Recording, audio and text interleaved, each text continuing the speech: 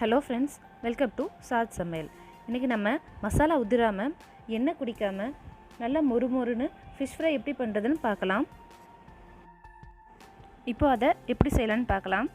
ஒரு மிக்ஸி ஜாரில் 5 வெள்ளைப்பூடு, 2 இன்ச் இஞ்சி, 1/2 டீஸ்பூன் சோம்பு, 1/2 டீஸ்பூன் சீரகம், 1/2 டீஸ்பூன் மிளகு, 3/4 டீஸ்பூன் மிளகாய்த்தூள், 1/4 டீஸ்பூன் மஞ்சத்தூள் இதெல்லாம் சேர்த்துக்கலாம்.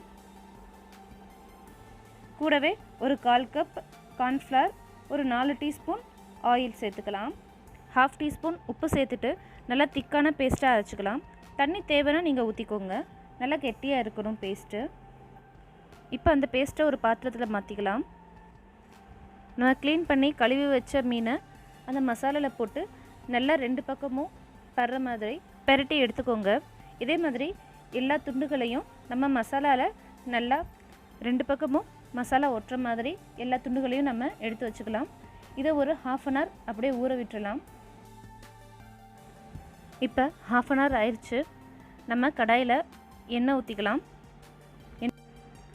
எண்ணெய் நல்லா சூடாயிருச்சு. இப்போ நம்ம ஒவ்வொரு துண்டாக போட்டுக்கலாம்.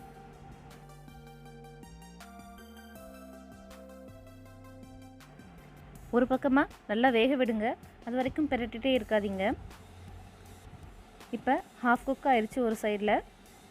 இப்போ லைட்டாக நம்ம பெரட்டி போட்டுக்கலாம் ஒவ்வொரு ஃபிஷ்ஷாக.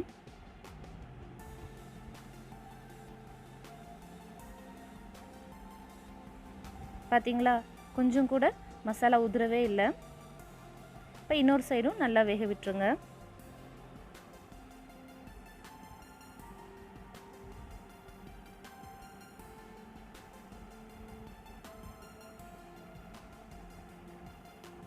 இப்போ லாஸ்ட்டாக நம்ம கொஞ்சமாக கருவேப்பிலை போட்டு அதோட ஃப்ளேவரெல்லாம் எண்ணெயில் இறங்குற வரைக்கும் நல்லா ஃப்ரையாக விடுவோம்.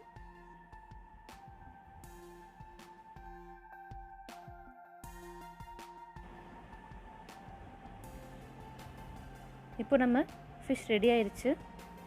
ஒவ்வொரு துண்டாக நம்ம வெளியே எடுத்துடலாம்.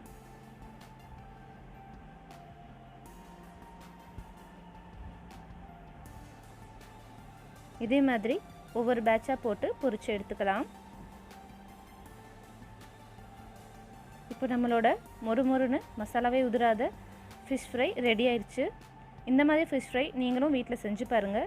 ரொம்ப டேஸ்ட்டாக இருக்கும், எல்லாருக்கும் பிடிக்கும்.